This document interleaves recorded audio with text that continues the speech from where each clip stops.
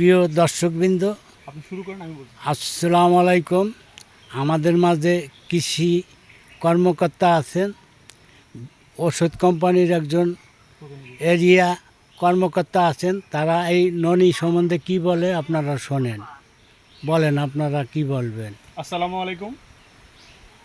আজকে এসছি, সঙ্গে আছে উপসহকারী কৃষি অফিসার জিল্লুর রহমান ভাই। সে ফরিদপুর ভাঙ্গা উপজেলার শিমুলবাজার ইউনিয়নের দায়িত্বে আছে। আদিমনগর। আমি মোহাম্মদ পল্লব মিয়া, আমি ডিপ্লোমা কৃষিবিদ। আমি সেঞ্চুরি এগ্রো লিমিটেড কোম্পানির ভাঙ্গা নগরকান্দার মার্কেটিং অফিসার। আজকে এসছি একটা বাগানে, যে মুরব্বির বাগানে এসছি। আজকে যে ফলটার সঙ্গে আপনাদের পরিচয় করাই দিব, আপনারা একটু শুনলে অবাক হতে পারেন। সামনে যে ফলটা দেখতেছেন, এই ফলটাকে বলে হচ্ছে যে ননি ফল। এটাকে ভারতের বিখ্যাত বিজ্ঞানী, পারমাণবিক বিজ্ঞানী যে এপিজে আবুল কালাম আজাদ স্যার একটা কথা বলছে ফলটাতে, যে পেন কিলার বা অমৃত। এই ফলটা 155টা রোগের ঔষধ হিসেবে এটা ব্যবহার হয়। মানুষের শরীরে হিউম্যান হেলথের জন্য খুবই উপকারী একটা ফল।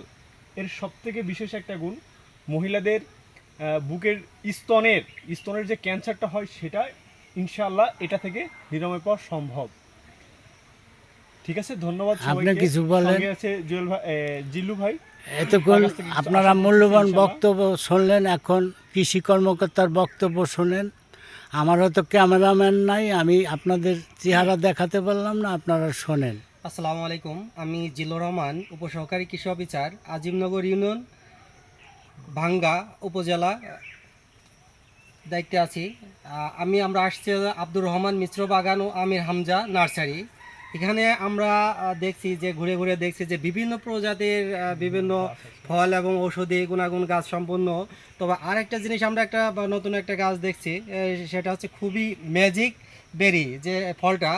এটা হচ্ছে অমৃত, এমন একটা ফল যেটা খাওয়ার পরে এমন যত ধরনের টক আছে, টক খাওয়ার পরে কিন্তু ওই ফলটা খাওয়ার পর টক খাইলে পরে আপনার টক মনে হবে না, মনে হচ্ছে মধু খাচ্ছেন, মিষ্টি খাচ্ছেন। তো আসলে এই জন্যই বলবো, এখানে কুনিকান্দা যে নার্সারি, ওনার নাম হলো সরোয়ার মাতুব্বার।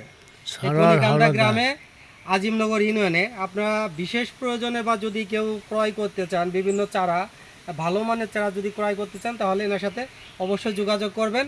আমাদের কৃষি অফিসের মাধ্যমেও যোগাযোগ করতে পারেন। ধন্যবাদ সবাইকে। আপনারা এতক্ষণ মূল্যবান বক্তব্য শুনলেন, হয়তো ভিডিওটা একটু লম্বা হয়ে গেল। আপনারা ধৈর্য সহকারে দেখবেন। কৃষি বিষয়ে তথ্য পেতে আমার চ্যানেলটি দয়া করে ফলো দিয়ে পাশেই থাকবেন। সকলকে ধন্যবাদ।